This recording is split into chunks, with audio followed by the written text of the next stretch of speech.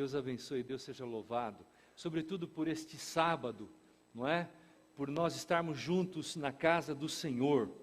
Eu sou uma pessoa que sou um pastor meio itinerante, né? Viajo muito, faço muitos seminários, simpósios, e quando eu estou ausente em casa, as pessoas perguntam para minha esposa: aonde está o pastor Renato? E ela diz assim: ele está com a outra Ellen.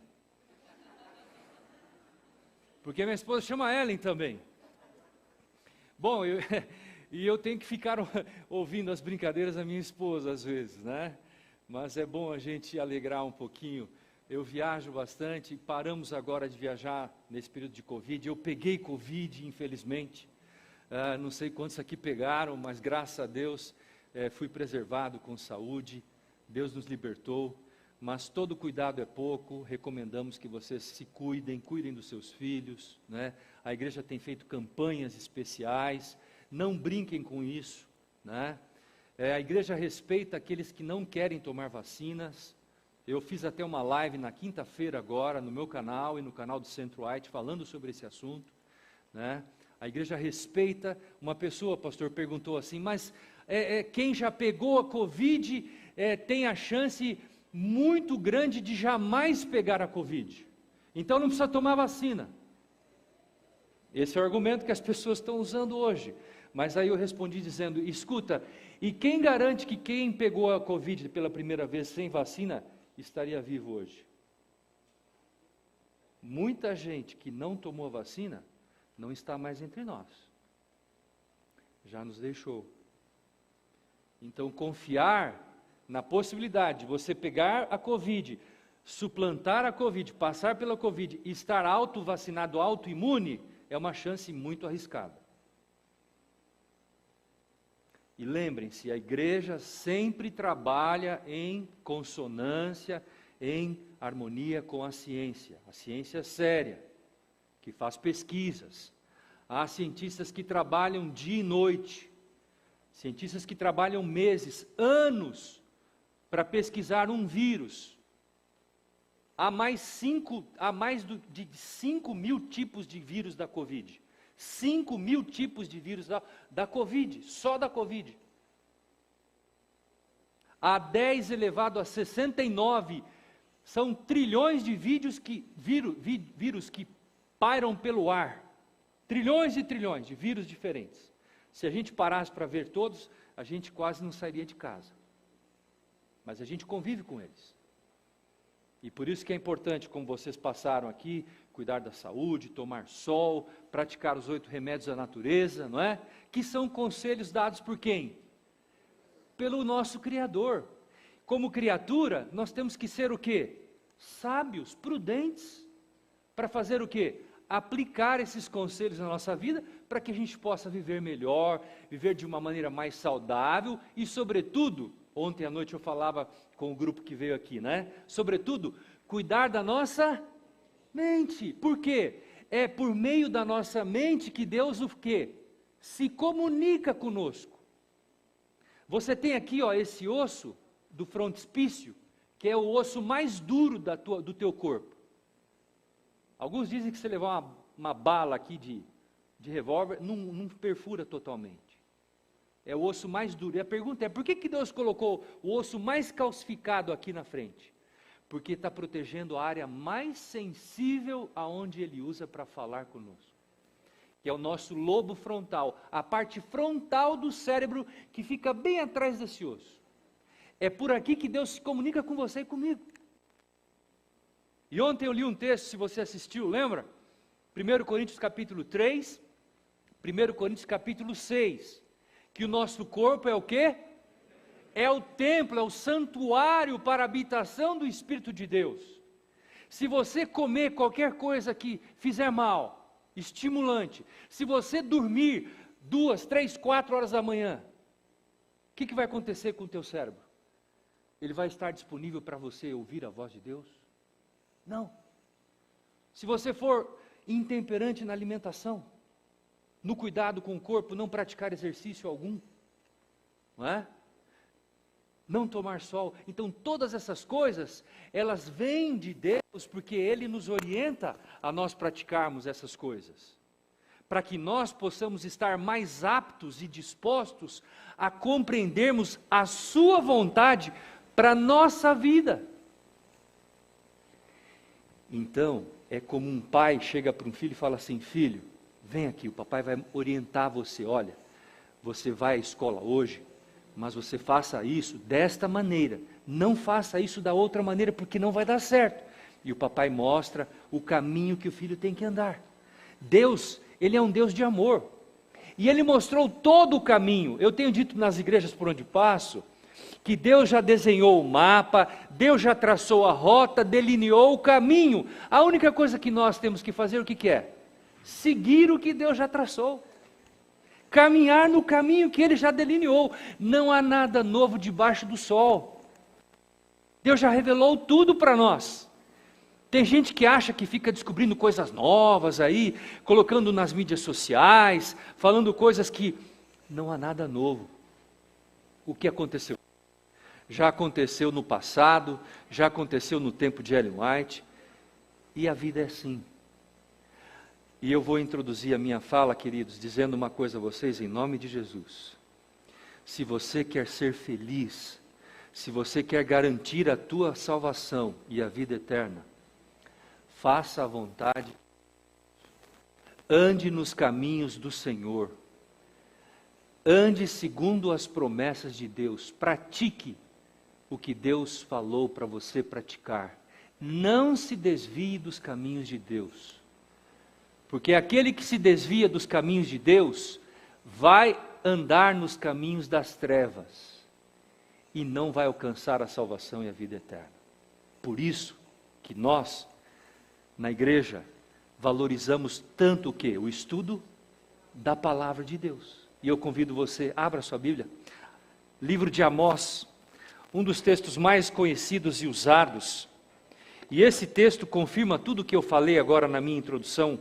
Amós capítulo 3, e o versículo 7, olha que maravilhoso texto que nós encontramos na palavra de Deus. Amós 3, e o versículo 7, olha o que diz o profeta Amós, inspirado por Deus. Olha que palavra tremenda essa. Diz assim a palavra de Deus. Todos acharam? Então vamos lá, vamos ler juntos a palavra. Diz assim: certamente, começa com uma mensagem assertiva. Certamente o Senhor Deus não fará coisa alguma, ou seja, nada, sem primeiro revelar o seu segredo aos seus servos, os profetas. Deus não faz absolutamente nada, sem antes revelar os seus segredos aos seus servos, os profetas. Não é assim? Agora eu vou fazer uma pergunta. Eu sou professor, vocês sabem disso. E eu quero transformar essa igreja numa grande sala de aula. Vamos ver quem vai responder. Vale para todo mundo, hein? Crianças, jovens, adultos. Talvez o pastor Roger vai ficar de fora dessa, porque ele vai saber a resposta. Mas, a primeira pergunta que eu vou fazer para a igreja é: quem foi, na Bíblia, o primeiro profeta chamado por Deus para ser o seu porta-voz? Quem vai responder? Valendo 50 pontos na média. Vamos lá. Quem foi? Vamos então à Bíblia? Vamos abrir a palavra de Deus. Aqui já vai começar a primeira parte da nossa matéria, da nossa aula de hoje. Abra sua Bíblia em Judas, lá no penúltimo livro da Bíblia, a Epístola de Judas. Olha lá, vamos ao versículo 14 de Judas. Olha que texto fabuloso. Vocês vão descobrir hoje comigo quem foi o primeiro profeta chamado por Deus, na Bíblia, nas Escrituras. Diz lá a palavra de Deus, Judas 14, todos acharam? Então vamos lá, Judas 14, diz assim: quanto a estes foi também que profetizou quem? Olha só que maravilha, Enoque foi o primeiro profeta chamado por Deus nas Escrituras Sagradas para ser o seu porta-voz. Porque profeta na Bíblia significa aquele que fala por meio de alguém, porta-voz. Mas eu quero chamar sua atenção, não acabou o texto ainda. Olha o que Deus revelou ao primeiro profeta chamado por Deus. Olha bem, vamos continuar lendo. Quanto a estes foi também, profetizou Enoque, o sétimo depois de Adão, e aí diz o relato: eis que veio o Senhor entre as suas santas, o quê? Que coisa fabulosa! E o verso 15 diz: para exercer juízo contra todos e para fazer convictos todos os ímpios, acerca de todas as obras ímpias que impiamente praticaram, e acerca de todas as palavras insolentes que ímpios pecadores proferiram contra ele. Eu quero te fazer uma pergunta agora. Qual foi o conteúdo da primeira visão dada por Deus a Enoque? O que Enoque viu? Fala alto, o que Enoque viu? A volta do Senhor Jesus, com santas miríades. O primeiro profeta das Escrituras viu Jesus Cristo voltando com os anjos do céu. E isso é natural na palavra de Deus. E hoje à tarde, eu vou contar a vocês o que a serva do Senhor viu na sua primeira visão. Você não pode faltar. Venha de máscara. Venha do jeito que você está. Traga o seu corpo, traga o seu amigo, traga o seu coração, traga todos você. Venha aqui que eu vou contar uma história fabulosa que você recebeu aí o desenho da primeira visão de Ellen White. O que Deus revelou para ela. Então, o primeiro profeta da Bíblia recebe uma visão onde ele vê Jesus voltando nas nuvens dos céus. Que coisa fabulosa. Mas pastor, como que nós podemos avaliar a credibilidade de um profeta? Vamos à Bíblia? Abra sua Bíblia em Deuteronômio, 5º livro da Bíblia. Quem escreveu Deuteronômio? Quem sabe? Quem escreveu Deuteronômio?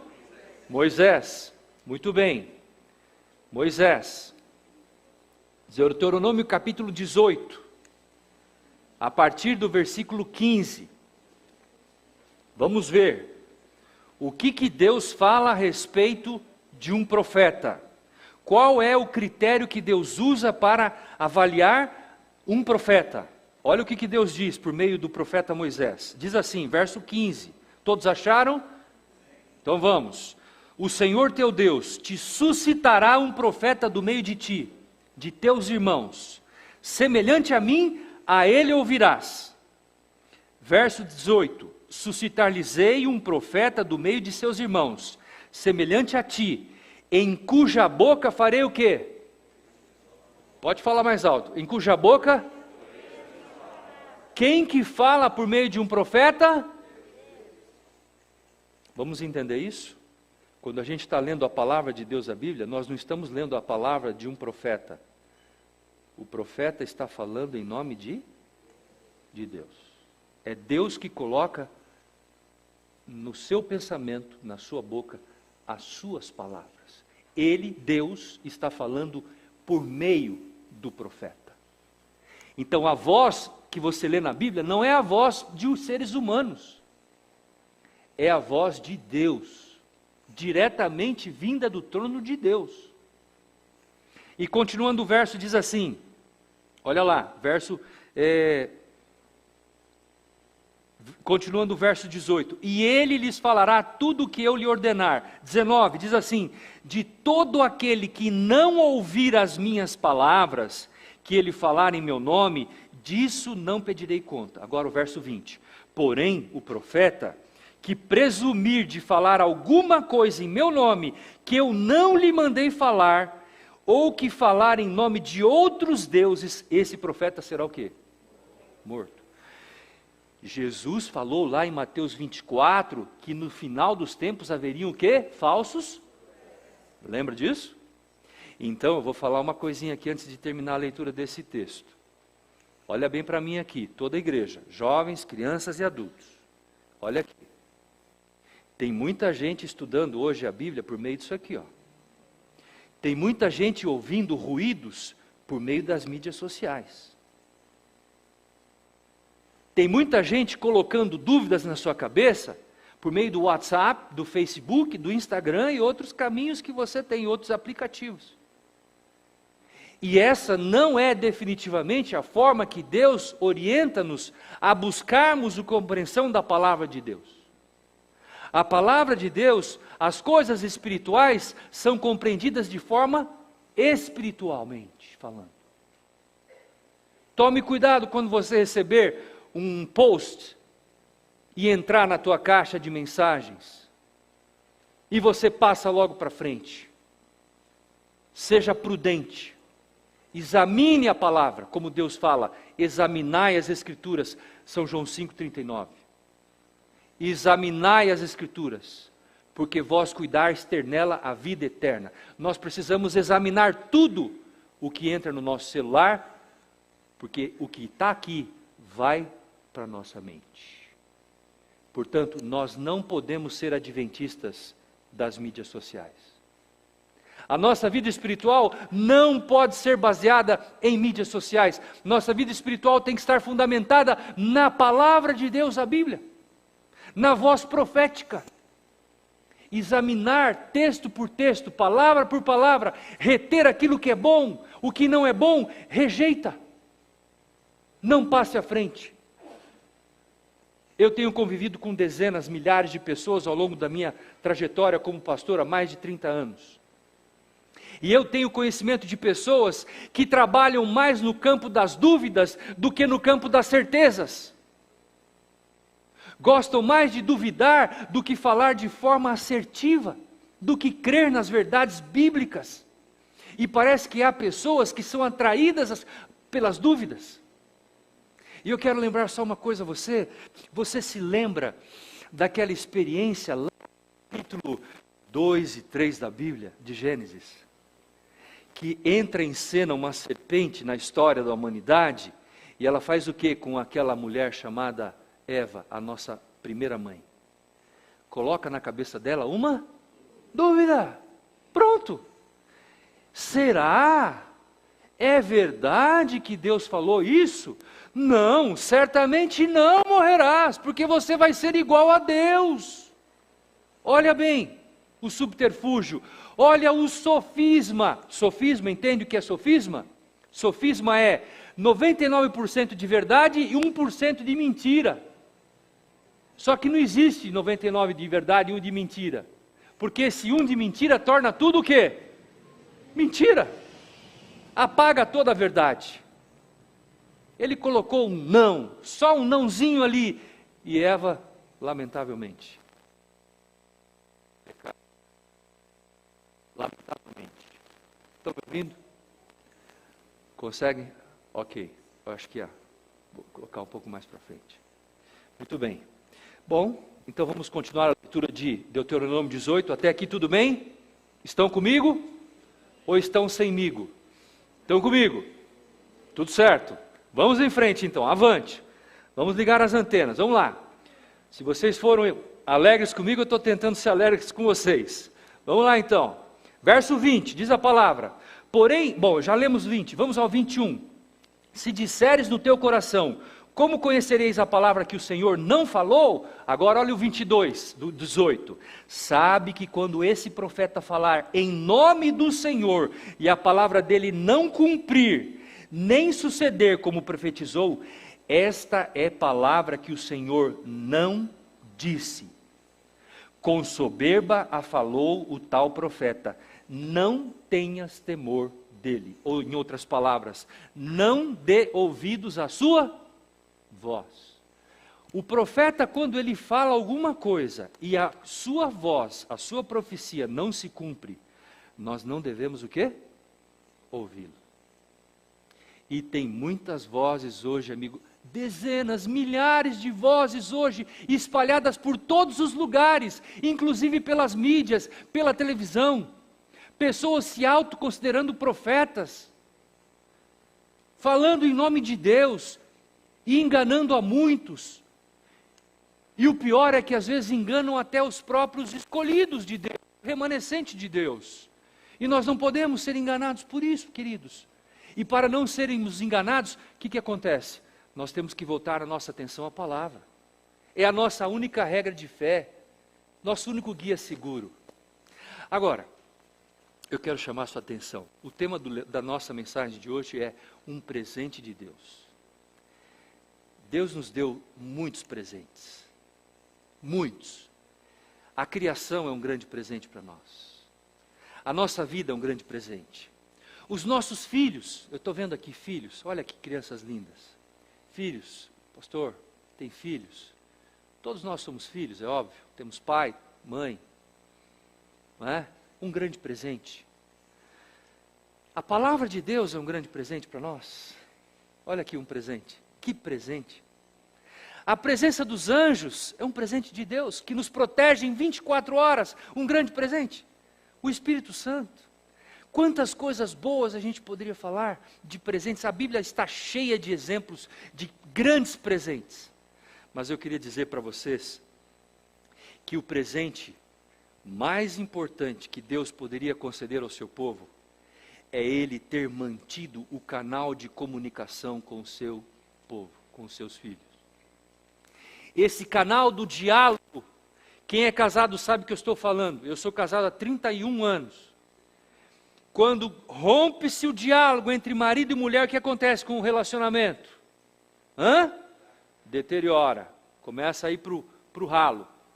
Quando o relacionamento de um namorado com uma namorada cessa a comunicação, o que acontece? O namoro começa a ficar anêmico. Imaginem vocês, se quando Eva houvesse pecado, e eles depois tivessem se escondido lá no jardim, e Deus falasse assim, bom, vocês pecaram, então agora vocês vão se cuidar, vão se virar.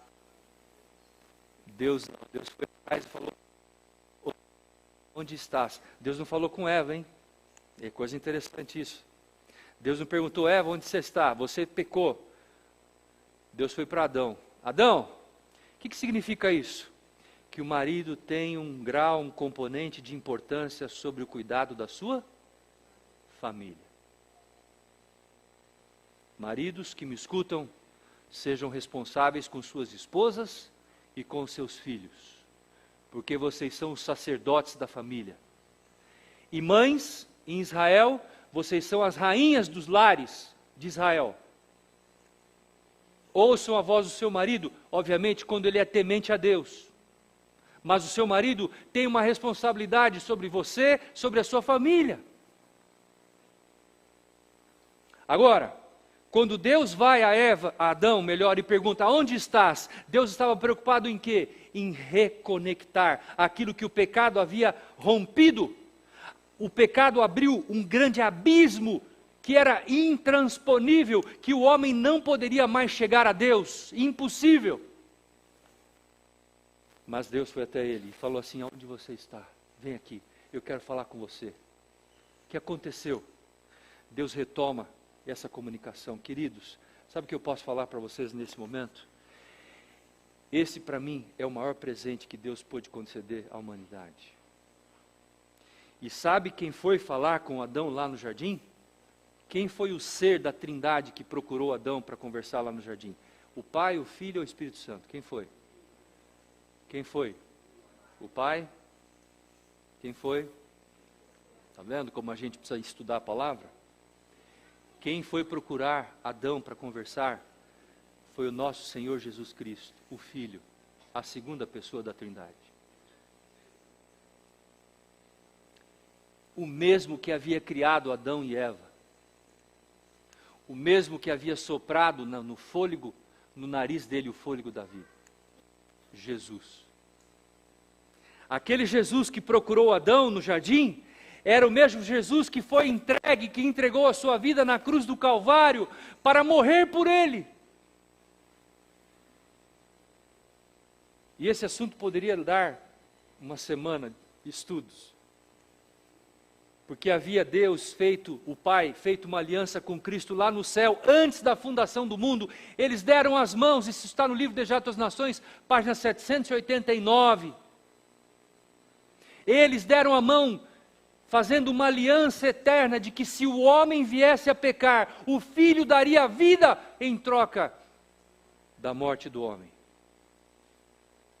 por causa do seu pecado. Aliança eterna entre pai e filho, antes que tudo fosse criado. Leia lá no Desejado das Nações. Você vai encontrar esse texto. É fabuloso, é magnífico. Aliás, esse texto está aqui na minha Bíblia, eu posso ler depois, não vai dar tempo. Eu preciso apenas cuidar com o horário aqui, pastor.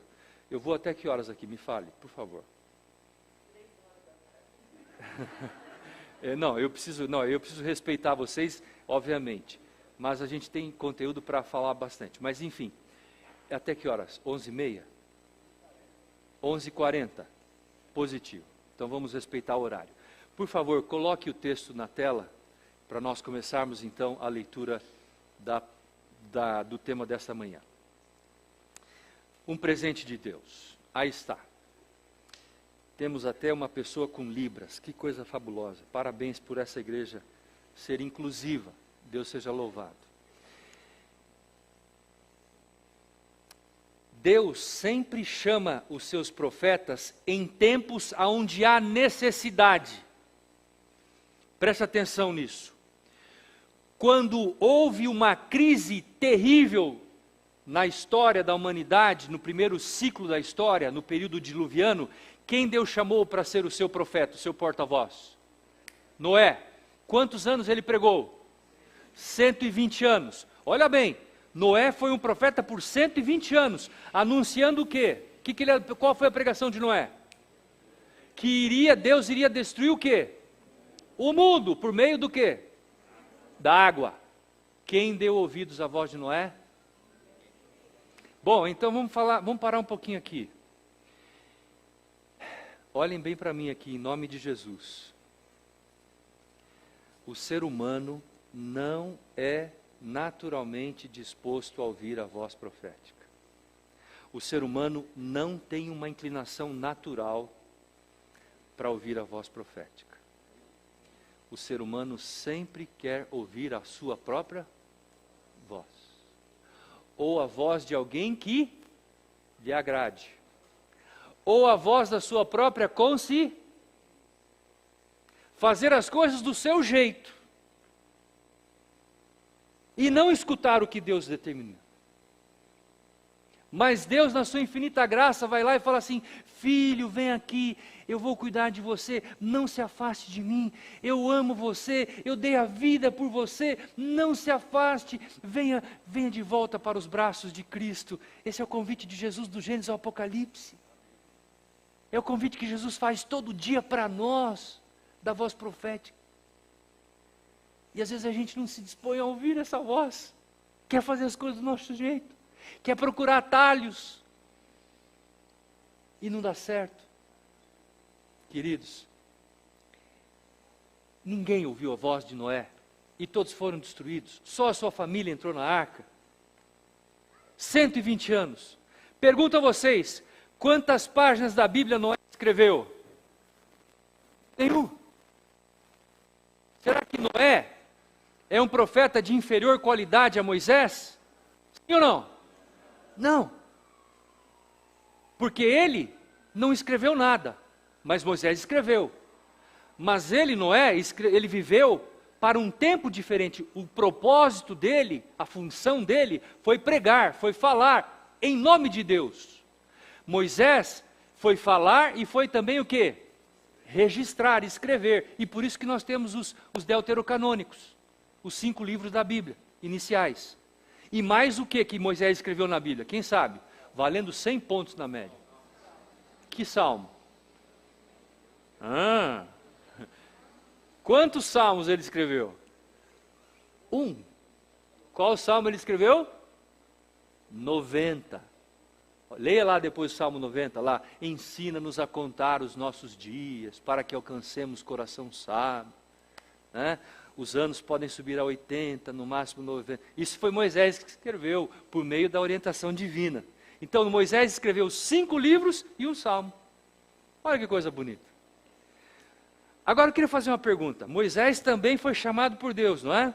Bom, mas antes de Moisés... Quem foi chamado por Deus antes de Moisés? Abraão. Abraão foi um profeta? Sim ou não? Foi. Em que período ele foi chamado? Para conviver com Sodoma e Gomorra. Tempo de crise. Profunda crise espiritual. Igual Noé. Noé, no tempo de Noé, Deus fala assim: eu me arrependi de ter criado o ser humano. Olha a situação. No tempo de Abraão, a esposa do seu sobrinho Ló, o que aconteceu com ela? Virou uma pedra de sal. Por quê? Desobedeceu a ordem de Deus. Tempo de crise. Depois de Abraão você tem Moisés, e eu fico pensando Moisés, 40 anos andando com aquele povo no deserto, e aquele povo falando no ouvido de Moisés. Imagine o que foi ser Moisés um profeta naquele contexto. Que coisa difícil, desafiadora, que coisa tremenda. Mas ele profetizou, orientou, e no final da conta, quando ele estava às portas, não é? As portas de Israel, o que Deus falou para ele? Escuta aqui, você não vai entrar. Mas Deus, 40 anos aguentando esse povo, e eu não vou receber o prêmio? A gente estudou na lição esse assunto, não estudou? Faz pouco tempo aí. Senhor, 40 anos sobrevivendo com esse povo reclamando, e eu chego aqui às margens da terra prometida, e o Senhor não vai deixar eu entrar? Deus falou assim: Moisés, você não entra. Você foi uma pessoa fiel, você me desobedeceu em alguns momentos, mas você não vai entrar. E aí vem a pergunta: quem somente entrou na terra de Israel? Números capítulo 12 fala, quem que entrou? Os de 20 anos para... Esses entraram. E agora eu vou falar para os jovens. Jovens, onde estão vocês? Levanta a mão, jovens. Pode levantar. Então eu vou levantar a minha também. Todo mundo é jovem aqui nessa igreja, né? Olha só que beleza. Entra na terra prometida só os jovens, 20 anos para baixo. Qual era o propósito disso? É que o jovem ainda é o quê? Moldável, né? Deus ainda poderia fazer o que com eles? Usá-los como uma nova geração. Uma nova geração iria entrar na terra prometida. Agora, o profeta Moisés não entrou. Por que o profeta Moisés não entrou? Porque Deus falou assim: olha, eu tenho um negócio melhor para você. Você não vai entrar nessa terra aí de baixo, mas eu vou trazer você para entrar aqui na terra do céu. Amém. E foi lá que o profeta entrou. E ele aparece com Elias, lá na transfiguração, junto com quem? Com Jesus. Para poder, naquela hora dura, difícil, confortar Jesus, o Criador de todas as coisas. Moisés está no céu. Ele não entrou naquela terra humana, porque Deus tinha um plano maior para ele. Levá-lo para a terra prometida no céu. E eu quero te fazer uma pergunta em nome de Jesus: qual é o teu foco? Você tem focado suas energias, forças, dons e talentos nas coisas dessa vida, desse mundo? Ou você tem investido seu tempo, seus dons e talentos nas coisas eternas? É lá que nós precisamos investir toda a nossa atenção, todo o nosso tempo, toda a nossa energia, porque é para lá que Deus quer nos levar. E ontem à noite eu falei uma coisa, não sei se vocês estavam na internet. Nós temos que viver vislumbrando a eternidade, vislumbrando o céu, pensando nas coisas do céu. Eu perguntei ontem à noite, como será a primeira sexta-feira no céu? Já pensou, você está andando lá no céu, daqui a pouco você encontra o apóstolo Paulo. Ô Paulo, tudo bem? Eu sou o Renato, olha, como é que vai? Tudo bem? Você? Eu Paulo.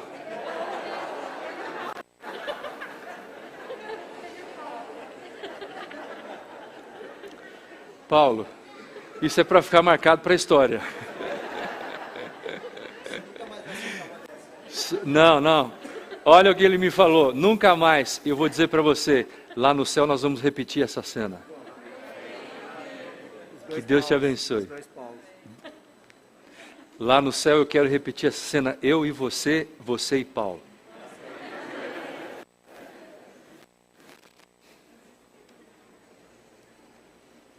Você vai encontrar Paulo. Oh, você, Paulo, do século 21, você é pequeno como eu. Aí a gente vai andar. A minha amiga, Jaci? Me perdoe, eu tenho muito nome na cabeça.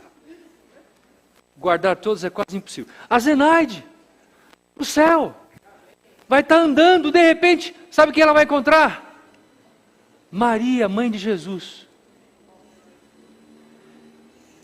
Ela vai chegar e vai se ajoelhar. Não faça isso. Quem é você? Eu sou a Zenaide. Eu nasci no século 20 e vivi no século 21. Olha, é verdade. E como você chegou aqui? Você viveu num tempo tão difícil. Eu estou aqui pela graça do sangue do nosso Senhor e Salvador Jesus Cristo. Só pela graça de Cristo. E Maria vai falar: irmã, me dá um abraço. E ela vai se abraçar com a Zenaide. Vão se conhecer. Imagine essa cena no céu. A gente vai poder fazer isso com os personagens da Bíblia.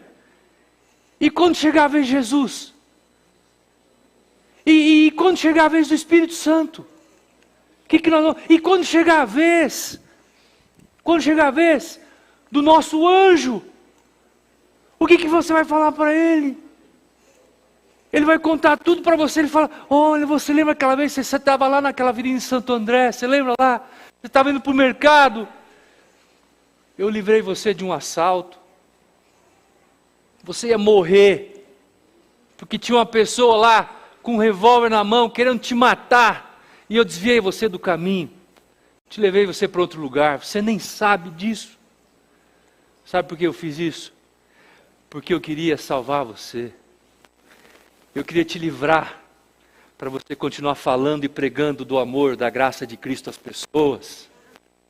Quantas cenas, a gente tinha que ficar pensando nisso o tempo inteiro.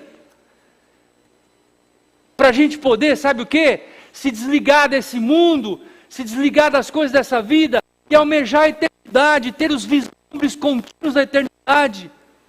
Porque Deus não planejou esse mundo para ser o nosso destino final. O nosso destino final é o céu. É o que Deus está preparando, como diz o apóstolo Paulo, aquilo que o olho não viu, o ouvido não ouviu, nem jamais subiu ao pensamento humano, são as coisas que Deus tem o quê? Preparado para aqueles que o amam. Vamos pensar nessas coisas. Vamos imaginar coisas da eternidade. Pastores, como é que eu posso pensar nas coisas da eternidade? Leia a palavra, leia Apocalipse, leia os evangelhos. Leia os testemunhos. Olha aqui, eu trouxe um livro. Esse livro é de alguém que frequentou essa igreja por um tempo. Pastor Moisés Nigre. Conheceram ele?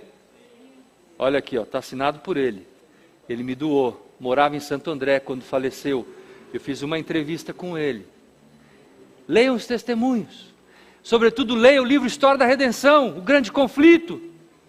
Venham à tarde hoje porque eu vou contar para vocês o que Deus revelou a Ellen White, o que ela viu no céu. Hoje à tarde eu vou falar sobre esse assunto na primeira visão.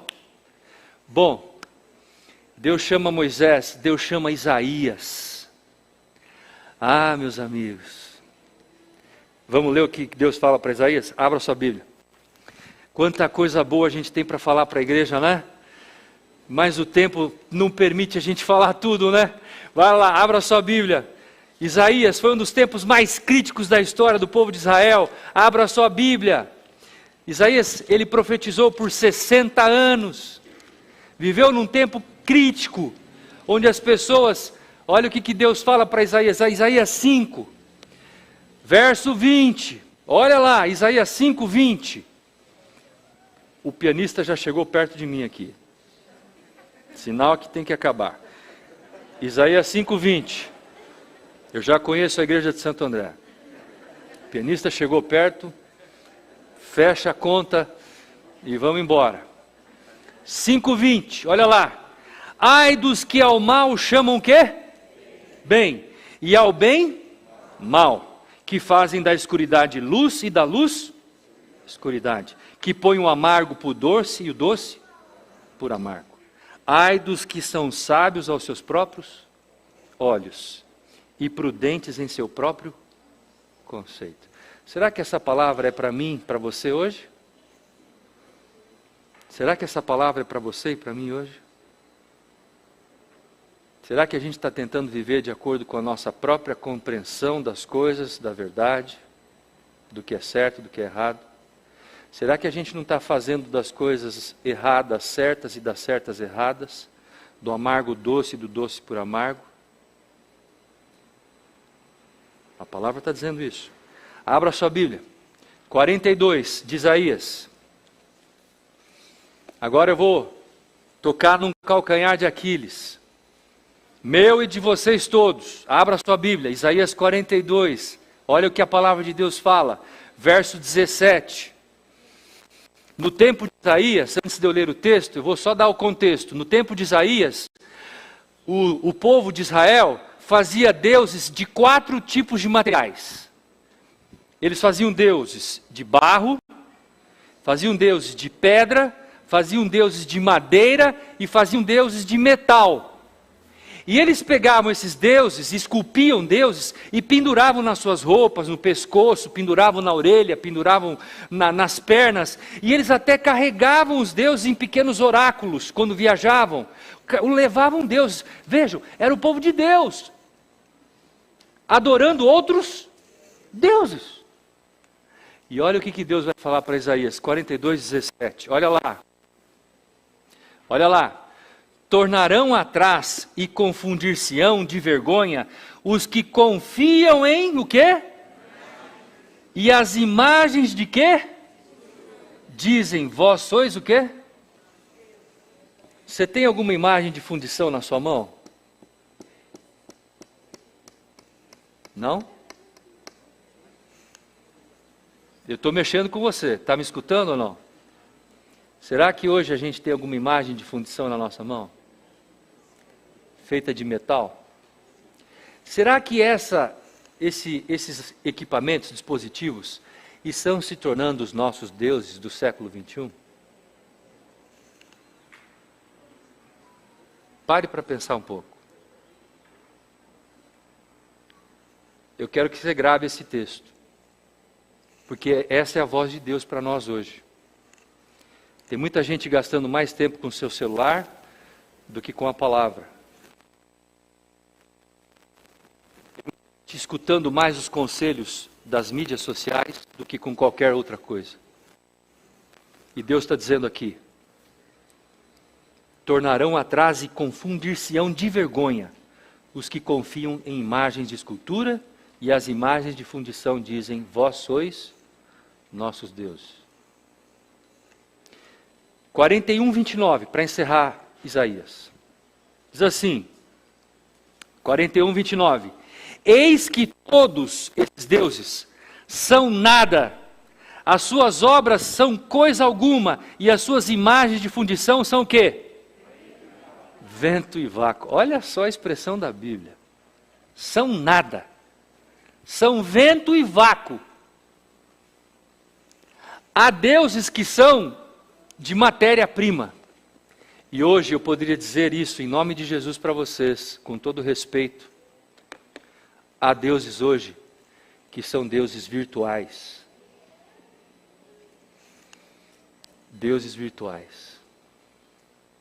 É uma nova forma das pessoas adorarem. Adoram aquilo que é virtual, não é físico. Bom, queridos, eu tenho 5 minutos. Mas eu vou introduzir esse tema para vocês. Voltem lá ao texto. Um presente de Deus. Enquanto Ellen White era viva, várias pessoas chegaram a ela e perguntaram, irmão White, você está prestes a morrer? E começaram a especular se haveria necessidade de uma nova profetisa, de novos escritos, de novas orientações depois que ela morresse. É sério isso, muito sério. Estavam prevendo que ela morreria, e muitos estavam prevendo que alguém iria chamar? Alguém seria chamado no seu lugar. Então, as pessoas começavam a perguntar perguntavam para ela, haveria outro mensageiro especial? Deus falaria outra vez por meio de um profeta para trazer novas verdades, orientações? Durante os últimos 10 anos da sua vida, houve um número de indivíduos cada vez mais frequentes que levantaram-se para se tornarem os sucessores de Ellen White.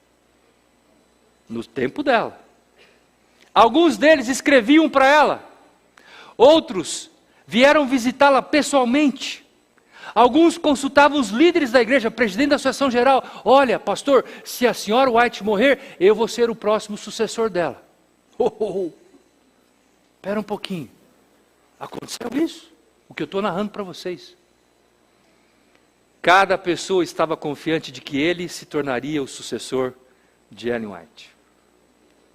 O próprio filho de Ellen White, Willie White, que era o cuidador dela, disse numa carta em 1912 que uma dúzia ou mais de pessoas se apresentavam de tempos em tempos. Alguns alegando que havia chegado a hora de Ellen White partir e que ela adotasse a ele ou a ela como profeta. Queridos, olha a relação de pessoas que se levantaram como profetisa ou profeta no tempo de Ellen White. Essas pessoas que estão vendo aí, que vocês estão vendo, são pessoas que quiseram ser profetas no tempo em que Ellen White era viva. E também depois que ela morreu. E eu tenho a relação, vocês vão ver agora aí, ó. Eu fiz até um quadro, um diagrama, dos profetas que se consideravam profetas. Mas nós temos que entender que uma pessoa não pode se auto-indicar para ser profeta. Quem é que indica? É Deus. Eu não posso me chamar para ser um profeta. É Deus que me chama. Desde o início do seu ministério profético, ela teve que conviver desde 1845. Olha aí, ó, Myrta Stewart. E aí vai passando várias pessoas, até chegarmos em 2017. Você sabia que em 2017, portanto há 4 anos, uma mulher de 32 anos, chamada Daisy Escalante, se levantou e disse que era uma profetisa? Sabia disso? Lá no Porto Rico. Faz pouco tempo. Aí você pergunta, o que a igreja faz quando alguém se levanta dizendo que é um profeta? A igreja não exclui essa pessoa, a igreja não maltrata, a igreja chama a pessoa e faz o que com ela? Analisa o trabalho, a vida, o exemplo, analisa os escritos. E ela escreveu uma série de coisas, uma série de escritos. E se vocês quiserem, eu vou até fazer uma live sobre ela a semana que vem, mas eu vou dar um spoiler para vocês. Ao analisarem a vida de Daisy Escalante, 2017, viram que ela era uma pessoa exemplar, uma boa membro de igreja, uma boa cristã, boa mãe, tudo certo, bom testemunho, mas quando analisaram seus escritos, logo perceberam que ela havia profetizado o decreto dominical para o mês de abril de 2019. E quando leram isso, chamaram ela e disseram, irmã Daisy, nós não podemos dar crédito ao que você está dizendo como sendo a voz profética. Porque a igreja não acredita que Deus haverá de revelar alguma profecia cronológica depois de 1844. 1844 foi a última profecia cronológica que Deus revelou ao seu povo. Isso está nos testemunhos do Espírito de Profecia. Então não há revelação cronológica depois de 22 de outubro de 1844. Cumprindo a profecia de Daniel 8:14. Até 2000, vamos falar junto? Até 2300, o santuário. Junto com o cumprimento dessa profecia, há o cumprimento de outra profecia na Bíblia, no Novo Testamento, em Apocalipse capítulo 3, 14 a 22, que fala sobre o nascimento da última igreja da profecia bíblica, que é a igreja de Laodiceia, que também começa no período de 1844. Depois do cumprimento dessa profecia cronológica, não há outra profecia cronológica que Deus revelou. Em nenhum momento. Portanto, qualquer pessoa que vai e fala que o decreto dominical vai ser baixado em tal data, que Jesus vai voltar em 2027. Está cheio de gente falando isso, não está? Mas a gente fala, desfala, e o pessoal volta de novo a escrever. Vamos em frente. Agora já veio o baterista aqui. O negócio está ficando sério. Daqui a pouco vai descer o grupo de louvor inteiro. E eu vou ter que sentar. O que eu vou fazer, Paulo? Você me ajuda? Pessoal. O que é pão tem que ser valorizado, né? Vamos em frente. Queridos, eu posso dizer em alto bom som, nunca houve um tempo no qual Deus instruísse mais seriamente o seu povo a respeito da sua vontade e da conduta que ele deve ter do que hoje. Nunca houve tanta revelação da parte de Deus para o seu povo como hoje, entre nós, povo remanescente. Nunca houve. Você tem celular, tem todos os aplicativos do Espírito de Profecia, tem Bíblia em todas as versões, você tem livros publicados em mais de 160 línguas, você tem materiais do Espírito de Profecia, você tem materiais da Casa Publicadora, você tem materiais da Unaspres, você tem orientação teológica, orientação doutrinária, você tem conteúdos para poder espalhar para todo mundo. E eu quero dizer uma coisa agora em nome de Jesus para você. Isso aqui é em nome de Jesus. Se alguém de nós que estamos aqui nesta manhã de sábado, na galeria, e eu também, se alguém de nós que estamos aqui nesta manhã de sábado, viermos a nos perder, não terá sido por falta de revelação da parte de Deus. Não terá sido por falta de instrução e orientação da parte de Deus. Mas terá sido pela nossa própria negligência. Porque a verdade está aberta. Nós temos que estudá-la. E não podemos brincar com isso, amigos. Ellen White tem um texto que diz assim, anotem, Testemunho para Ministros, página 169. Os que têm grande luz, povo de Deus, os que têm grande luz, e nelas não têm andado, terão trevas correspondentes à luz que desprezaram. Os que têm grande luz, e nela não têm andado, terão trevas correspondentes à luz que desprezaram. Se você tem um grande aparato de conhecimento, grande cabedal de informação e conhecimento da verdade bíblica, mas você não partilha essa verdade bíblica. Se você recebe de Deus o conhecimento, que vem aqui do púlpito, do pastor, das mensagens apresentadas pelos pastores, anciãos da igreja, os membros que pregam a palavra, você recebe essa verdade e guarda só para você, e você não passa para frente, você não recebe e você não passa para frente, o que acontece com essa luz? Ela vai se tornar trevas. Verdade recebida, verdade partilhada. Aí a bênção se manifesta na sua vida e na vida das pessoas, porque nós vamos abençoar o mundo inteiro com essa verdade. E quanta coisa a gente poderia falar nisso, né, pastor Roger? Mas o pessoal está aqui olhando para mim já. Vamos lá. Olha lá. Eu quero avançar, porque nós não vamos ter tempo de falar tudo isso. Eu vou respeitar o tempo de vocês. Se eu passar alguns minutos, me perdoem por isso. O inimigo não quer, eu falei aqui ontem esse assunto, olha lá. O inimigo não quer que essa verdade chegue ao nosso conhecimento. Não quer. Está aí, ó. Pode colocar na tela. É o objetivo de Satanás impedir que a luz atinja o povo de Deus, que tanto necessita em meio aos perigos desses últimos dias.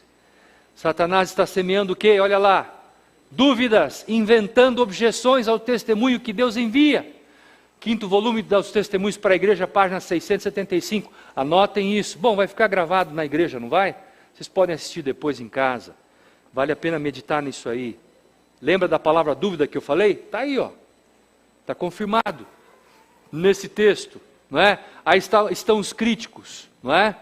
E olha uma coisa que eu quero mostrar para vocês. Pastor Roger. Muita gente tem chegado para mim hoje e fala assim, mas pastor Estêncio, tudo que Ellen White escreveu é inspirado? Bom, essa parte que ela escreveu aqui, olha, essa parte aqui sim é inspirada, mas olha, está vendo essa outra parte aqui? Não, isso aqui não é inspirado, pastor. E começam a selecionar textos e a dizer que uma parte é inspirada, outra parte não é inspirada. E sabe o que está acontecendo? Estão fazendo isso com o quê? Com a própria Bíblia Sagrada. Estão tornando a Bíblia Sagrada um livro de narrativas, um livro de história antiga. E estão diluindo a verdade da palavra de Deus aos nossos olhos. E eu trago para vocês um texto. Está na tela. Leia comigo, olha lá. Ellen White disse assim, Deus falando para ela, dizendo assim, ou Deus está ensinando sua igreja, reprovando seus erros e fortalecendo a sua fé, ou não está. Esta obra é de Deus ou não é? Deus nada faz em parceria com quem? Olha que texto fabuloso. Deus nada faz em parceria com Satanás. Meu trabalho ao longo dos últimos 30 anos, ela escreveu isso em 1873. Meu trabalho ao longo dos últimos 30 anos traz o selo de Deus ou do inimigo. E olha o que ela fala, não há meio termo nessa questão. Os testemunhos são do Espírito de Deus ou de quem? E agora? O que você vai dizer? É Deus falando, por meio dela. Ou o escrito dos testemunhos é de Deus, ou não é. Porque Deus não trabalha em parceria com quem? Com Satanás. Deus nada faz em parceria com Satanás. Misericórdia. Quando alguém duvidar da Bíblia, quando alguém duvidar dos testemunhos, revele esse texto para essa pessoa com amor e carinho. Mostre esse texto com amor e carinho. E ajude essa pessoa a entender a verdade revelada por Deus. Assim, queridos, Deus trabalhou por meio dos profetas bíblicos e Deus também trabalha por meio de profetas pós-bíblicos e pós-canônicos. Em 1914, e aqui eu encerro, Pastor Campbell, alguém que estava profundamente incomodado com o assunto da morte de Ellen White, foi até a casa dela, poucos dias antes dela sofrer aquele acidente que ela quebrou a bacia esquerda. Pastor Campbell, pastor da igreja adventista, e ele chegou para Ellen White, e olha o que ele falou para Ellen White. Ele começou a revelar, dizendo o seguinte, a senhora não pode morrer. Olha o que ele falou. A senhora não pode morrer antes da volta de Jesus. Surgirão falsos profetas, críticos, dissidentes, fanáticos, que destruirão os testemunhos e causarão divisão na igreja. A senhora não pode morrer.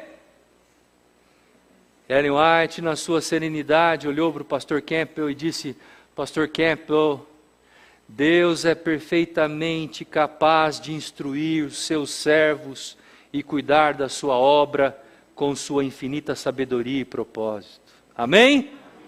Deus é perfeitamente capaz de instruir os seus servos, cuidar da sua igreja.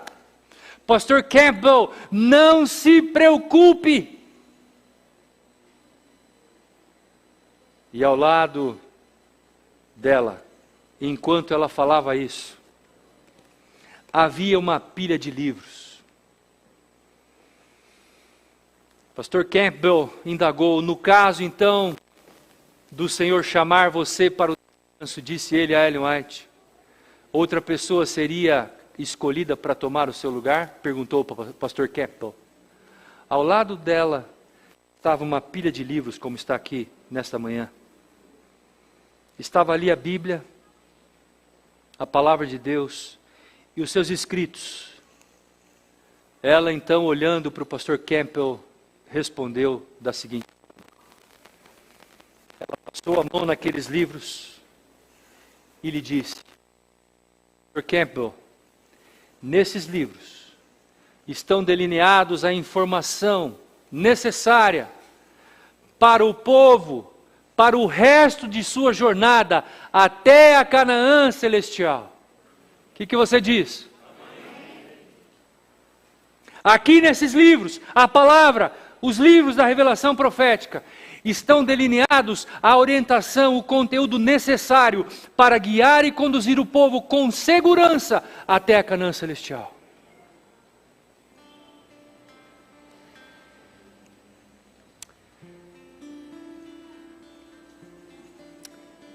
E eu quero perguntar para você: aonde estão fixos os seus olhares nessa manhã? Para onde você tem olhado? Você olha para baixo ou olha para cima? Em 1914, Ellen White, escrevendo para a Review and Herald, disse: ouvimos os passos de um Deus que se aproxima. A volta de Jesus está mais próxima do que nós podemos imaginar. Epidemias, como nós estamos vivendo, leia Lucas 21, verso 11. É parte da profecia. Lucas 21, 11. Haveria epidemias, disse Jesus. Eu pergunto a vocês: quem está ao nosso lado no processo? Quem está orando para que sejamos salvos? E eu quero que você veja esse slide. Abra a tela, por favor. Nós hoje podemos sair desta igreja com a certeza da salvação em Cristo Jesus. Sabe por quê? Porque Deus colocou tudo o que Ele tinha para salvar você e a mim. Quem que Ele colocou, pastor Estêncio? O Pai está ao nosso lado, o grande Criador de todas as coisas, o mantenedor do universo. Ele está 24 horas ao nosso lado. Jesus Cristo, o Filho, o sumo sacerdote, o intercessor, o nosso grande Criador, o nosso Redentor, está ao nosso lado 24 horas intercedendo por nós perante o Pai no santuário celestial. Mas pastor, quem mais está ao nosso lado para nos salvar? O Espírito Santo, o Emanuel do século 21, está ao nosso lado 24 horas intercedendo, orientando, fazendo com que tenhamos discernimento para fazer as coisas que agradem à vontade de Deus. Ele está ao nosso lado. O Emanuel do século 21, o Deus conosco. Mas quem mais está ao nosso lado? Os anjos. Hostes de anjos estão ao nosso lado. Se nós pudéssemos vê-los aqui agora, nessa atmosfera, anjos estão aqui dentro, nesse ambiente, nesse espaço, cuidando, guardando, velando por nós. São emissários de Deus que guardam cada um de nós, guardam a nossa família, guardam nossos filhos, guardam a nossa igreja. Os anjos estão ao nosso lado. Quem mais está ao nosso lado, pastor? Os testemunhos da palavra de Deus que está aqui. Os testemunhos da palavra de Deus. A Bíblia está ao nosso lado.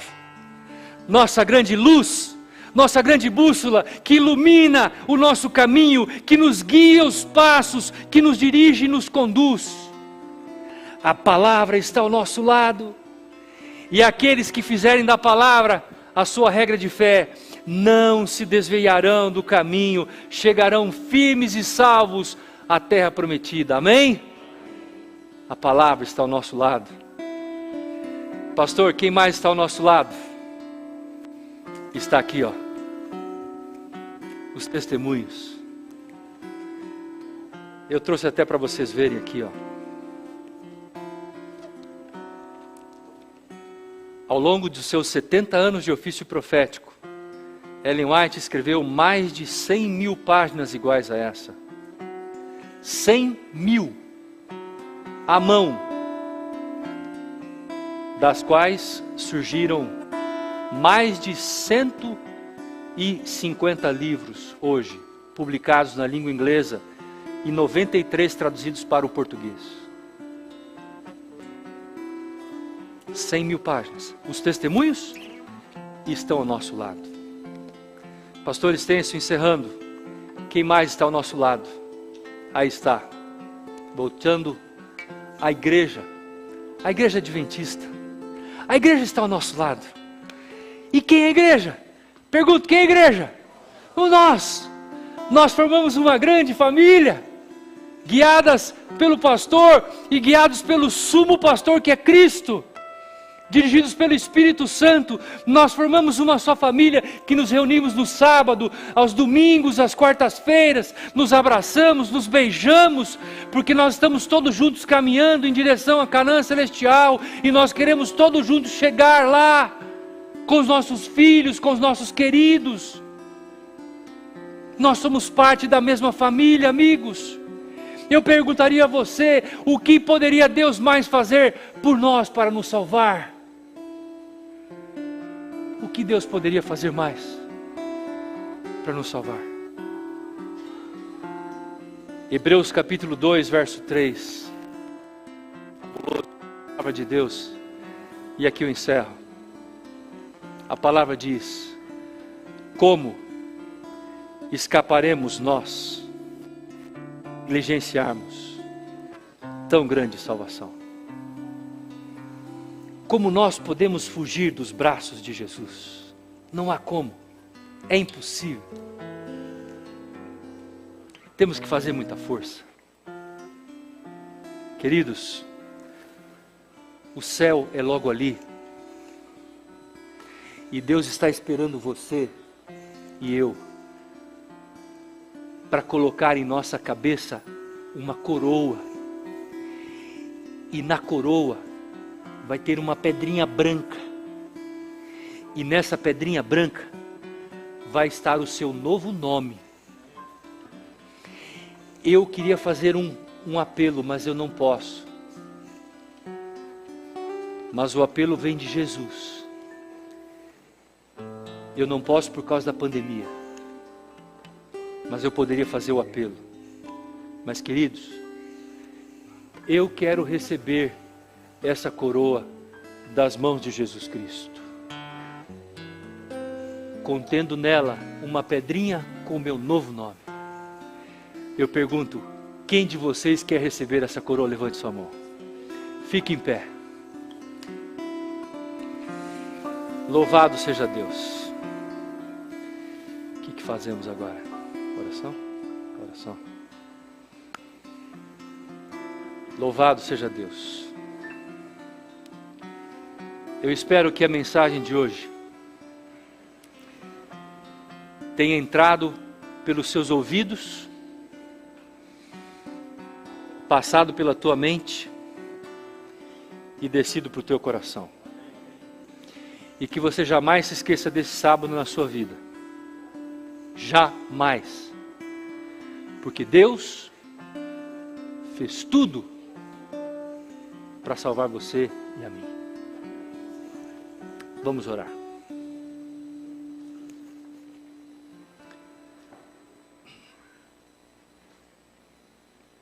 Eterno Pai, aqui estamos como uma só família, como a tua igreja.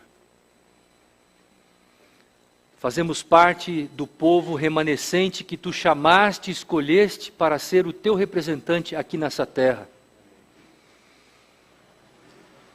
Reconhecendo, Senhor, a nossa fraqueza, reconhecendo as nossas imperfeições, nós queremos nos aproximar diante da tua santa presença nessa hora, pedindo perdão de todos os nossos pecados.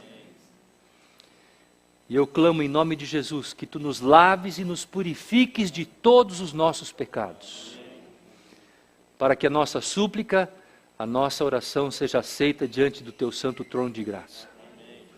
Eu te peço agora, em nome de Jesus, ó Pai, que do alto dos céus, tu venhas derramar uma bênção especial sobre esta igreja, sobre cada uma das pessoas que aqui estão nesta manhã, que ouviram a tua palavra, que ao saírem daqui essas pessoas, saiam na certeza de que elas receberam de ti mais uma chance para poder entregar a sua vida completamente a Jesus, porque elas desejam receber das mãos dele a coroa da vida eterna. Ó Pai, recebe cada uma dessas pessoas em teus braços de amor. Guia a vida dessas pessoas, ó Pai, com tua graça. Envia os teus anjos, envia o teu Espírito, esteja presente no lar dessas pessoas, ó Pai. Oriente cada passo, cada decisão dessas pessoas. E Senhor, quando Jesus Cristo voltar a esta terra,